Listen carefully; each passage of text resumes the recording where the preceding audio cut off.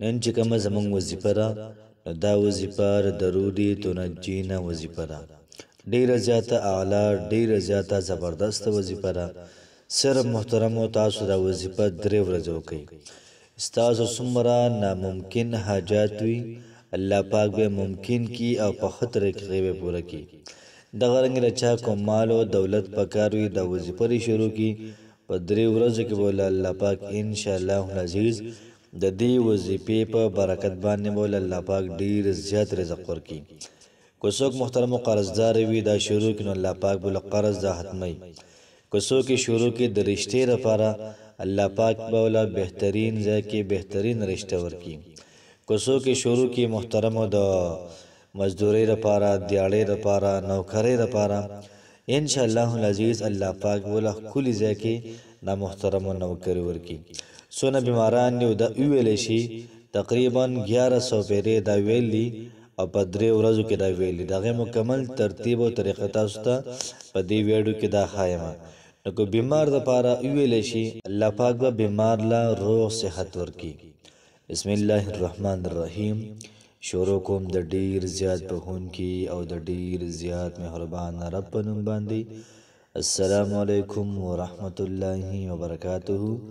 امید در کوم چې تاسو ټول به ټیک ټاک الله پاک هم خوشاله آباد ساته.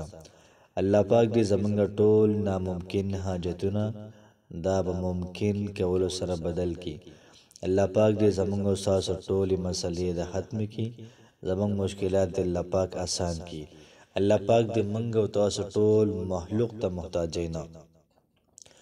نن چې محترمه کوم وظیفه را درودي تنجینا وظیفه را د هر قسمه حاجات لپاره کولای شي.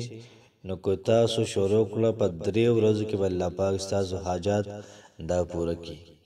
چې څومره مسائل دي مصائب دي مشکلات دي د هغې لپاره مو شروع کړه په 3 ورځو کې الله پاک تاسو حاجات او مشکلات ارسه دا محترم برابر کی. بیماریانو لپاره کو تاسو شروع کړه بیماری الله پاک ختم کی. دغه رنګ د اپاتونو لپاره ناګهاني څومره آپات دي د هغې لپاره بجا شروع کړله. نو ان شاء الله العزیز الله پاک به د وظیفې په برکت باندې اپاتونه ساتي. بچا شروع کړ د رشتې لپاره الله پاک بل محترم بهترین رشتہ ورکي. کوشش وکړه مرګرو وظیفه په خپل مو کې مرګرو سره دا شیر کړئ ځکه چې وظیفه درودي تنجینا وظیفه ده او درود شریف محترم یو داسې عمل دی چې الله پاک هم کوي او بنده هم کوي. بندم درود شریف نبی کریم علیه الصلاۃ والسلام وای او الله پاک هم نبی کریم علیه الصلاۃ والسلام باندې درود شریف دا وای. الله پاک موږ ته قران مجید کوي چې د ایمان والو تاسو پیغمبر صلی الله علیه و علیه وسلم باندې درود شریف دا ولګي. نو موږ الله پاک ته وایو چې اللهم صل علی محمد اے زمونږ رب ته په نبی کریم علیه الصلاۃ والسلام باندې درود شریف دا ولګي. یو قسم لا زمونږ خلو دومره برابر نه ده چې موږ نبی کریم علیه الصلاۃ والسلام د شان مطابق په هغه باندې درود وایو. نو موږ الله پاک ته وایو چې زمونږ رب ته د پیغمبر صلی الله علیه و علیه وسلم د شان مطابق په هغه باندې درود شریف دا ولګي. محترمو درود شریف دا ډیر زیات بهترین عبادت دی. نبی کریم صلی الله علیه و علیه وسلم باندې څوک درود شریف وایي یو پیرا الله پاک په انسان باندې لس رحمتونه نازلې لس ګناهونه معاف کیږي لس درجه اوچتېږي.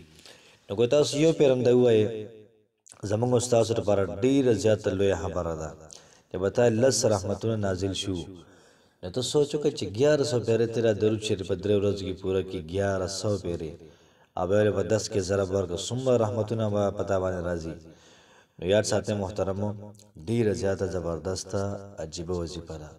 ترتیب او طریقه کار ودا وی چې موږ په لومبۍ ورځ باندې درودي تنجینا دا موږ 366 پیری وایو 300 او شپږ پیری موږ به دا وایو.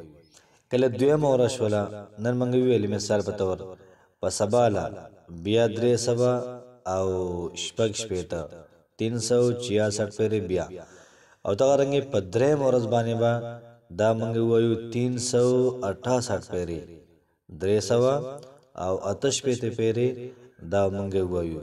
دا به زمونږ په 3 ورځو کې 1100 پیرې دا برابر شي او د هغې نه بعد چې کله موږ دا وظیفه کوو روزانه په داسې ټایم کې د کوو داسې وخت کې د کوو چې موږ بل څه کې مشغوله نه یو صرف په دې ذکر کې صرف په دې وظیفه کې مشغوله یو او موږ څوک پریشانای نه کله وظیفه پوره شي نن پوره شو وظیفه هغې نه بعد سوال وکړه الله پاک ته وجاړه ورته سیزه الله پاک انسان ته بعضې وخت کې په ژړا باندې ورکوي ورته وجاړه در به کېدل انشاءالله په 2 ورځ وظیفه وکړه بیا الله پاک نه وغواړه وغواړه ته وی ته غواړه او فرمایي چې درود شریف داسې عمل دی چې دا وشو د هغې نه بعد کومه دعا دا کېږي غرض کېږي نه بیا ته وغواړه دغه رنګې په 3 ورځ باندې به ستا اخري ورځ وي نو تاسو دا وظیفه وکئ بیا الله پاک نه ویې غواړئ مولانا زکریا رحمت الله علیه یو پیره د کمرې نه راووتو خانده وي شاګردانو وی چې څنګه خاندې نن خوشحاله